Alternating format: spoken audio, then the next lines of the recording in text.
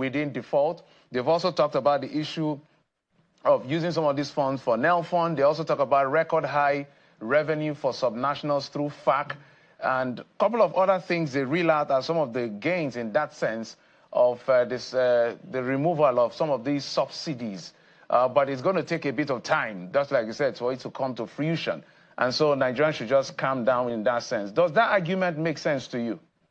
And I am telling you that that's the same argument all of us made in 1986, and it didn't happen.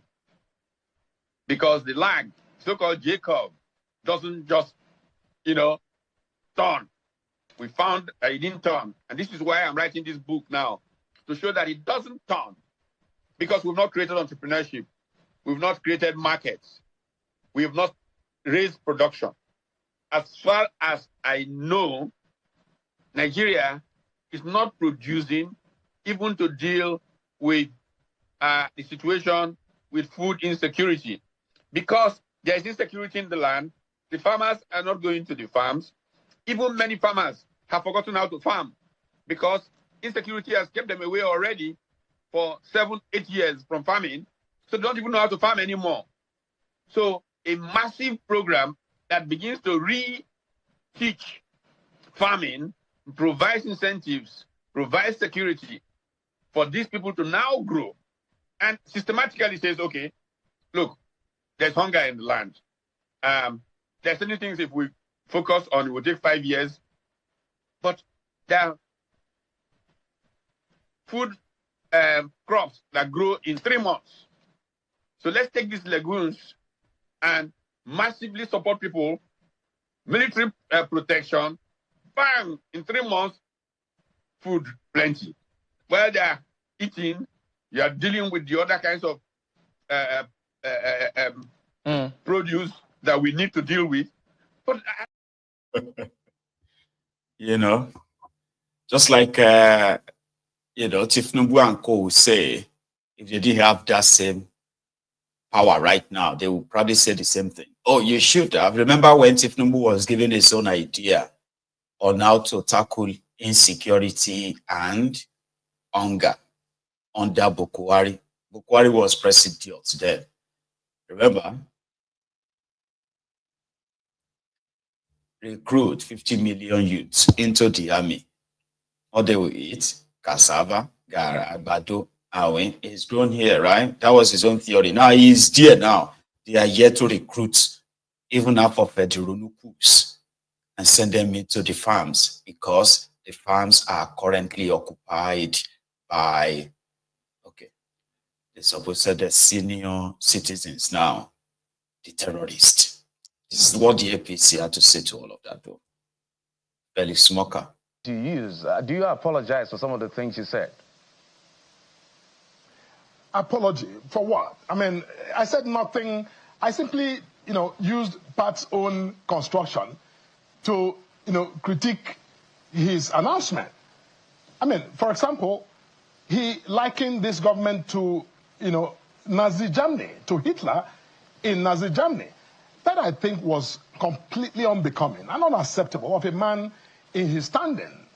I've known Prof for many years. I have nothing but respect for him. But, he's a human being as well, and people err. And when you err, and people, bring that to your attention, you can usually be humble to accept that which you probably, in hindsight, would not have done. Because I am sure that Pat, in all honesty, I want to grant him that benefit of the doubt, that he didn't mean to compare Nigeria with, a government that conducted, probably the most heinous crime known to humanity ever, under any circumstance. I think that was wrong. And so when he also said that President Tinubu was suppressing dissent, I disagreed vehemently, and I still disagree. Because the very fact that he took the microphone and made the announcement that he made, announcing a shadow government in this country, with... Do you apologize? Felix Moka. What happened is that Utomi said a lot, though, not just on that program. There's another broadcast that he sort of like streamed on Sunday, where he also accused Tifnubu of being Abacha's spy in Nadeko. He said Abacha almost killed him in London. And who gave all the intel, his movements and his, what he's up to? It was Setifnumbu. But Showore disagrees with all of that. Shadow government with Pat Utomi. Pat Utomi happened to be one of the Tifnumbu's men. What changed? And you know that to Showore, they are all the same, right? Listen to his own view on that. Let's take it from Pat Utomi's latest idea. I mean, since this is about the future of Nigeria, he came up with this idea of a shadow government. And he says that, look, this is nothing against the system. It's not breaking the law, but he says that we need to have options tabled before the people, considering what he believes to be the thundering nature of state. What do you think about the idea? Well, how do you replace a shadow government with another set of shadowy government? I do not begrudge anybody who thinks of solutions that can bring awareness to the people, to the point that they are pushed to do something about their social, political, and economic condition. But I do not think that setting up a government with names of people who call them a shadow government makes any difference. Because what is the shadow government going to be doing? So they're supposed to provide alternative to each of the existing government portfolios, parastatals, and ministries and departments. How does that work, really? Apart from the fact that it sounds esoteric. Nothing beyond the creation of that shadow government will have any impact on the situation that is afflicting Nigeria today. Well, I mean, just to follow on that, the way I see it, it just reminds me of what we did, if you remember. Yes. In New York, I didn't call it the People's Parliament. That's right. Where we met regularly and we, expressed ourselves. Where that was a parliament is different from a cabinet. But I thought that is just, in my view, it seems to be a reflection of the failure of opposition to take government to task.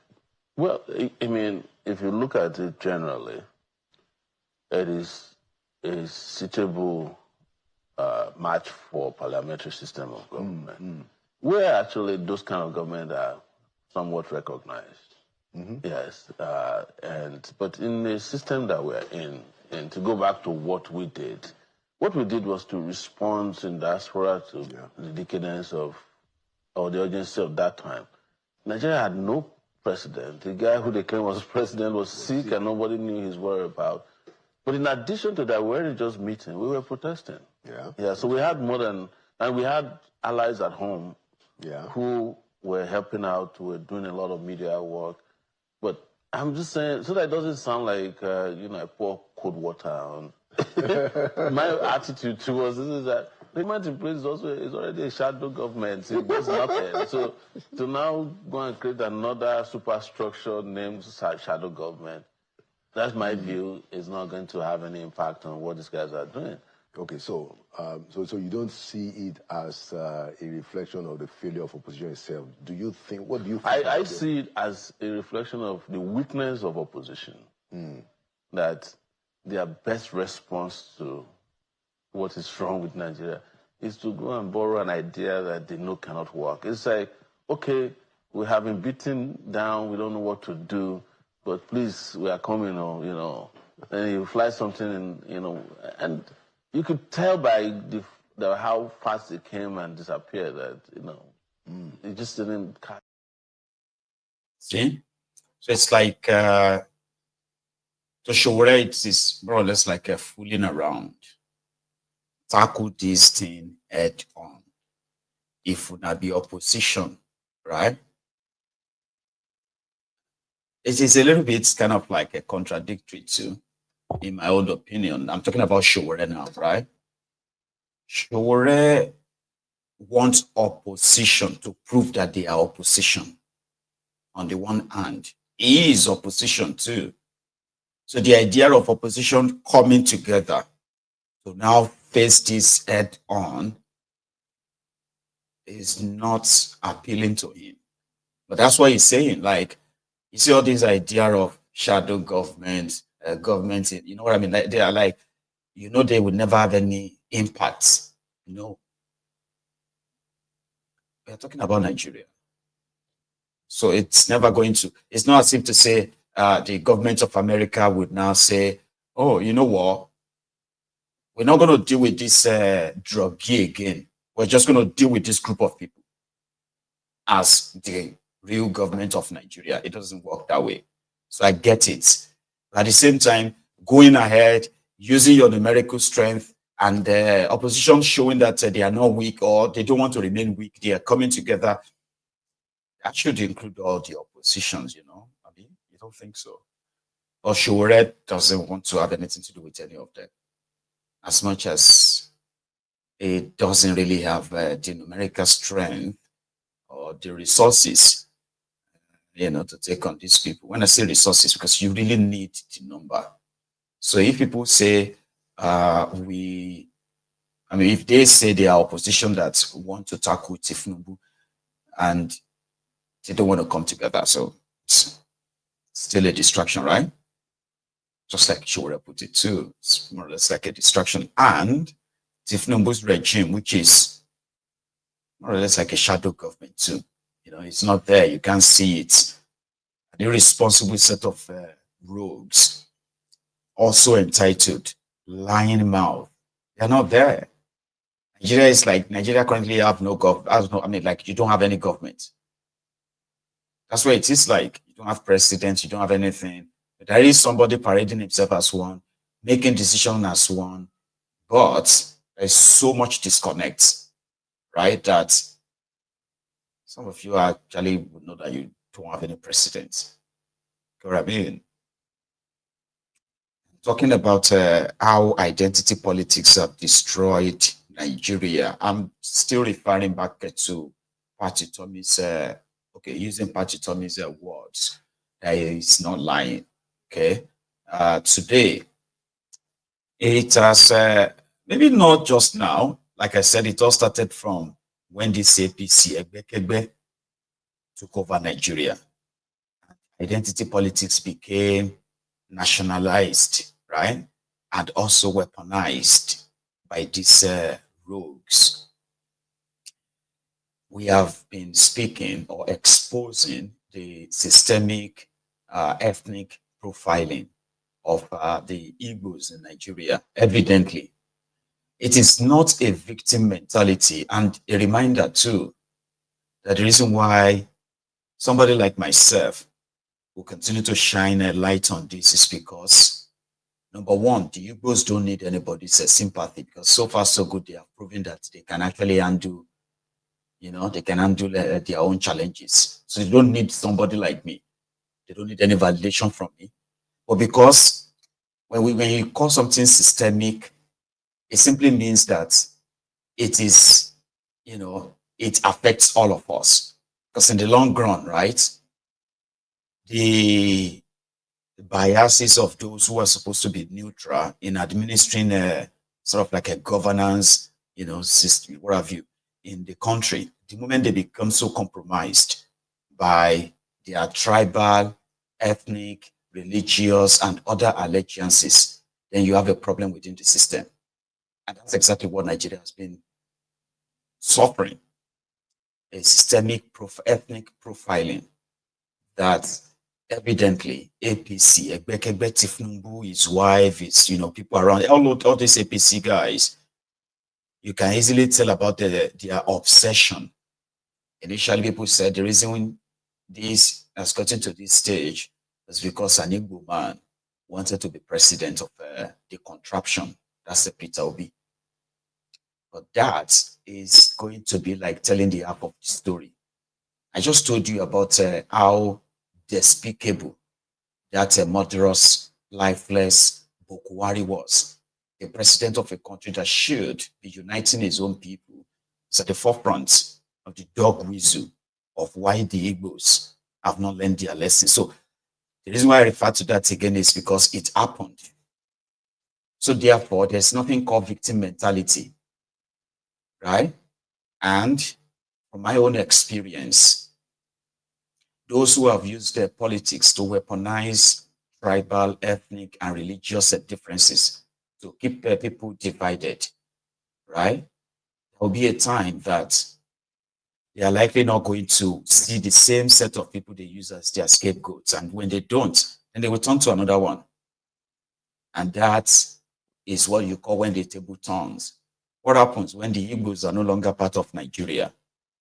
And the criminal politicians have built a system that has become so compromised that has also contributed to the stagnation of that contraption for years.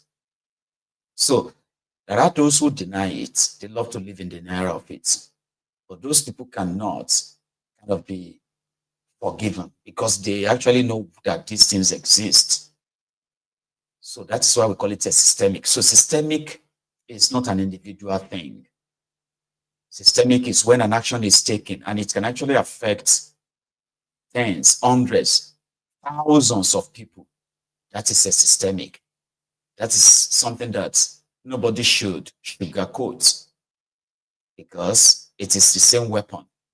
If it can be used on the Igbos or targeted at the Yorubas or the Hausas or the Fulanis, and I'm talking about our children, that makes it very much dangerous, talking about compromise the system.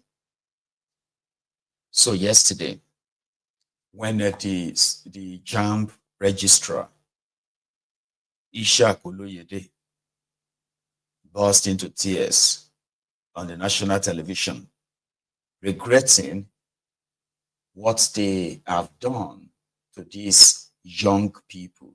A lot of reactions followed, like lots of reactions followed. There were those who were trying to commend him, like those who were clapping for him in that hall.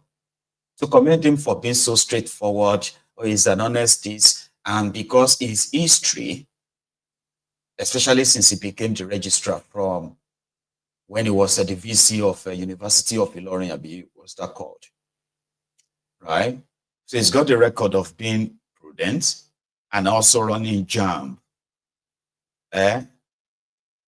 Like no longer running a deficit, sort of, right? That's the way they put that description. So before him, JAMB used to be a cesspool of corrupt rogues that sells examination funds to students, makes some money, but it's all like charade, right?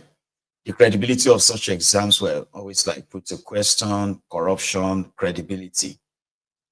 Then this guy came, and for the first time, they said JAMB stopped running on deficit, which means they started making money. JAMB was not supposed to be a money-making agency, but well, under Bukwari, it turned one, and that became the star medal they put on the chest of Ishak Oloyede. So he blamed other vendors. So what happened? So they said they built a system. This is me explaining it to you in a layman now, because if I begin to use the words they use, right, we're probably going to be here. It's going to be like you're just watching an AI generated nonsense. Okay, so let me explain it to you in a layman, right? So they have what they call the examination clusters, global, like small cubicle like that. You get clusters, and that is where they put everybody. So they have over 880 or so centers. You see, over 880 centers like that, right? So they now put everybody in that cluster. So in each cluster, right, they now build something called a patch on that. So it was like this, say, okay, those of you who are from I'll use regional stuff now, okay? Those of you from the Northwest, or everybody who comes in from the Northwest of Nigeria, right? They will be on the patch A. Everybody who came from the Northeast, North Central, they'll be on D and C, right? So, and these patches, right, the way they built them, they had to serve all those candidates in a way that it's called the CBT, right? So it's computer. It will generate the questions for each candidate in such a way that the answers and everything is also kind of like will be generated by the computer when it comes to marking. So everything is meant to be like that. Accurate setup. Northeast, northwest, north central, southwest, southeast, south-south. So 1.5 million or so students registered, and 379,999 students, right, registered from eastern part of Nigeria. So